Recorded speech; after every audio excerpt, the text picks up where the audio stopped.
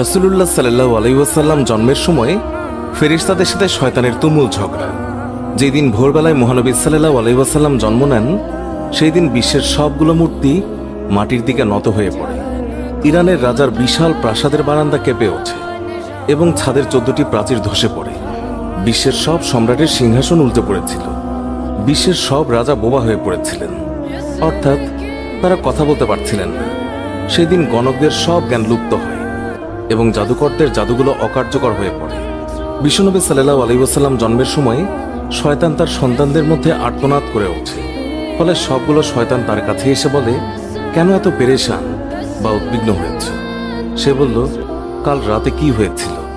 রাতের প্রথম থেকে এই পর্যন্ত দেখেছি যে আকাশ এবং জমিনের অবস্থা বদলে গেছে। ভূপৃষ্ঠে ঘটে গেছে এক বিরাট ঘটনা। ঈসা আলাইহিসসালাম ঊর্ধ্ব আকাশে চলে যাওয়ার পর আর কখনো এত বড় ঘটনা ঘটেনি। সবাই গিয়ে খোঁজ খবর নাও যে কি ঘটেছে।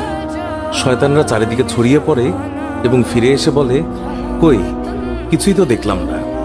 বড় শয়তান বা শয়তানের নেতা তখন বলল, এই বিষয়ে খোঁজ খবর নেওয়া আমাদের কাজ।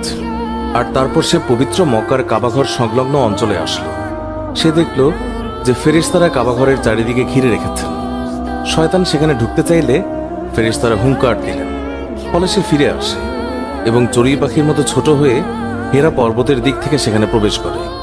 জিবরাইল আলাইহিস সালাম বললেন, ওরে অভিশপ্ত, ফিরে যা।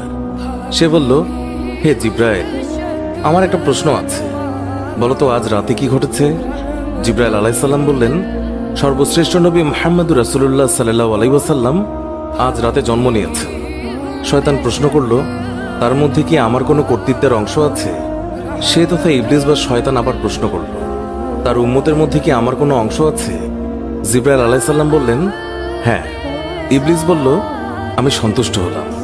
হযরত হালিমা বর্ণনা করেন, শিশু মুহাম্মদ রাসূলুল্লাহ সাল্লাল্লাহু আলাইহি ওয়াসাল্লামকে আমার গৃহে আনার সাথে সাথেই রহমত বরকত প্রকাশ হতে লাগলো।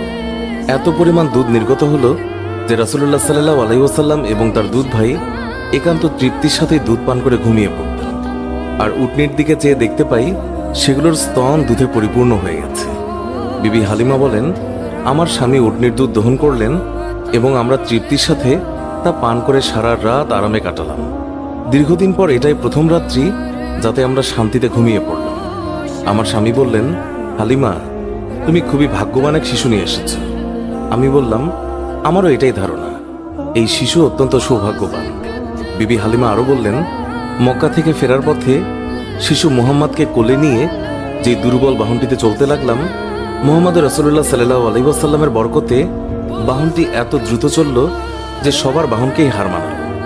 আমার সাথী মহিলারা আশ্চর্য হয়ে বলতে লাগলো, এটা কি সেই দুর্বল সওয়ারি যার উপর আরোহণ করে তোমরা প্রথম এসেছিলে? তারপর বাড়ি এসে দেখলাম সমস্ত বকরিগুলো দুধে পূর্ণ হয়ে গেছে, অথচ কিছুক্ষণ পূর্বে সেগুলো দুধ শূন্য ছিল।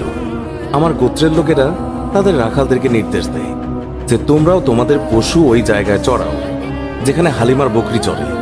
কিন্তু তা তো চারণ ক্ষেত্রের বিশেষত্ব ছিল না, বরং গায়েবী মদদ এবং বরকতের মধ্যে তা নিহিত ছিল। তা ওই সমস্ত লোক কোথায় পাবে? এইভাবে আমরা প্রায় তার বরকতের ঘটনাবলী প্রত্যক্ষ করতাম। হযরত হালিমা বর্ণনা করেছেন, তিনি কখনো শিশু মুহাম্মদকে উলঙ্গ অবস্থায় রাখতেন না। সেই রূপ করলেই তিনি চিৎকার করে কাঁদতেন। যতক্ষণ পর্যন্ত তার শরীরের উপর চাদর টেনে না দেয়া হতো ততক্ষণ তিনি ক্রন্দন থামাতেন না।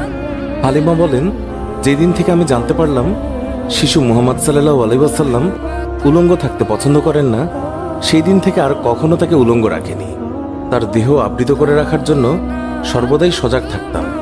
হযরত আব্বাস বিন আব্দুল মুত্তালিব রাদিয়াল্লাহু তাআলা আনহু বর্ণনা করেছেন, তিনি রাসূলুল্লাহ সাল্লাল্লাহু আলাইহি ওয়াসাল্লামকে বলেছেন, আপনার নবুয়তের একটি মাত্র নিদর্শন ছিল আমার ইসলাম গ্রহণের কারণ। তা হলো, তিনি দেখলেন রাসূলুল্লাহ সাল্লাল্লাহু আলাইহি ওয়াসাল্লাম শৈশব অবস্থায় আঙ্গুলি সংকেতে চাঁদকে ইশারা করেছেন। রাসূলুল্লাহ সাল্লাল্লাহু আলাইহি ওয়াসাল্লামকে যেই দিকেই তার আঙ্গুলি ফেরাচ্ছিলেন চাঁদও ঠিক সেই দিকেই আসা যাওয়া করছিল। রাসূল এবং নবী হওয়ার এই একটি উজ্জ্বল প্রমাণ।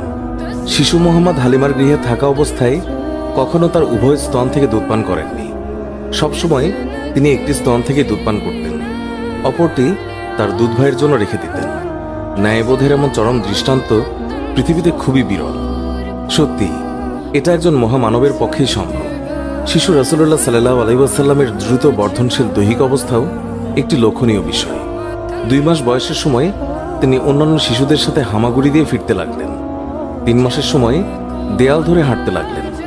যখন তার বয়স মাত্র 5 মাস, তখন বিনা অবলম্বনে হাঁটতে শিখলেন। 7 মাস বয়সের সময় তিনি ফিরতে লাগলেন এবং মাত্র 8 মাস বয়সের সময় তিনি কথা বলতে সক্ষম হন। তার এই গুণগুলো নিশ্চয়ই তার মুজিজার মধ্যে অন্তর্ভুক্ত এবং তিনি উম্মতে মুহাম্মাদের শাফায়াতের কাণ্ডারী। সারওয়ারে কায়নাত, দোজাহানের সম্রাট রাসূলুল্লাহ সাল্লাল্লাহু আলাইহি ওয়াসাল্লাম অতি শৈশবকাল থেকেই একান্তভাবে পাক সাফ থাকতেন। সাধারণত শিশুরা নিজের প্রস্রাব পায়খানা নিজের অঙ্গে প্রত্যঙ্গে বা জামা কাপড়ে মাখে, এমনকি তা মুখে দিয়ে থাকে। রাসূলুল্লাহ সাল্লাল্লাহু আলাইহি ওয়াসাল্লামের দুধমাতা হালিমা রাদিয়াল্লাহু তাআলা আনহু তিনি বর্ণনা করেন, শিশু মুহাম্মদ কখনোই বিছানায় প্রস্রাব পায়খানা করেননি, নিজের অঙ্গ প্রত্যঙ্গ এবং কাপড় অপবিত্র করেননি। তাকে বিছানা থেকে উঠিয়ে 2 পায়ের উপর দাঁড় করানো ব্যতীত কখনো পায়খানা প্রস্রাব করতেন না। সাথে সাথে তাকে পরিষ্কার করে দিতেন। তিনি যে আল্লাহ তাআলার সৃষ্ট মানুষ, তাতে আমার কোনোই সন্দেহ ছিল না। সুতরাং সর্বাবস্থায় পাকসাফ থাকা তার পক্ষে অস্বাভাবিক কিছু নয়। মহানবী সাল্লাল্লাহু আলাইহি ওয়াসাল্লামের দেহ নূরের তৈরি বলে তার শরীরের কোনো ছায়া ছিল না। মানুষের ছায়া কত ময়লা আবর্জনার উপর পতিত হয়, কত পশু পাখি অথবা মানুষের পায়ের তলায় ছায়া পতিত হওয়ার সম্ভাবনা থাকে, কিন্তু মহানবী সাল্লাল্লাহু আলাইহি ওয়াসাল্লামের পবিত্র দেহের ছায়া এইভাবে অপদস্থ হওয়া আল্লাহ তাআলার অভিপ্রেত নয়। এই জন্য আল্লাহ তাআলা তার দেহ ছায়াহীন করে তৈরি করেছেন। এই কারণে তার দেহের ওপর কখনোই মাছি বসেনি, কেননা মাছি অপবিত্র বস্তু থেকে জন্মলাভ করে, তাই মাছির দেহ অপবিত্র। তাই রাসূলুল্লাহ সাল্লাল্লাহু আলাইহি ওয়াসাল্লামের শরীরে এটি কোনোদিন স্থান পায়নি। হযরত মাইসারা রাদিয়াল্লাহু তাআলা আনহা ছিলেন হযরত খাদিজা রাদিয়াল্লাহু তাআলা আনহার দাস। তাকে খাদিজা রাদিয়াল্লাহু তাআলা আনহা রাসূলুল্লাহ সাল্লাল্লাহু আলাইহি ওয়াসাল্লামের খেদমতে পেশ করেন। তিনি বিভিন্ন সময় বিভিন্ন অলৌকিক ঘটনা প্রত্যক্ষ করে বিস্ময়ে অভিভূত হয়েছেন। তিনি দেখেছেন রাসূলুল্লাহ সাল্লাল্লাহু আলাইহি ওয়াসাল্লাম যখন পথ দিয়ে চলতেন, তখন একখণ্ড মেঘ তার মাথার উপরে ছায়া বিস্তার করে তার সঙ্গে ভেসে বেড়াত। মানুষের আকৃতির এই যে অস্বাভাবিক কার্যকলাপ, এটা নিঃসন্দেহে রাসূলুল্লাহ সাল্লাল্লাহু আলাইহি ওয়াসাল্লামের একটি অনেক বড় মুজিজা, যা নবীর শৈশবকাল থেকে লক্ষ্য করা যায়। পূর্বে বর্ণিত প্রত্যেকটি বিষয়ই রাসূলুল্লাহ সাল্লাল্লাহু আলাইহি ওয়াসাল্লামের শৈশবকালীন মুজিজা, তবে এগুলো স্থায়ী নয়। বিশ্বনবীর জীবনের শ্রেষ্ঠ মুজিজা হচ্ছে পবিত্র আল কোরআন, যা কিয়ামত পর্যন্ত স্থায়ী থাকবে।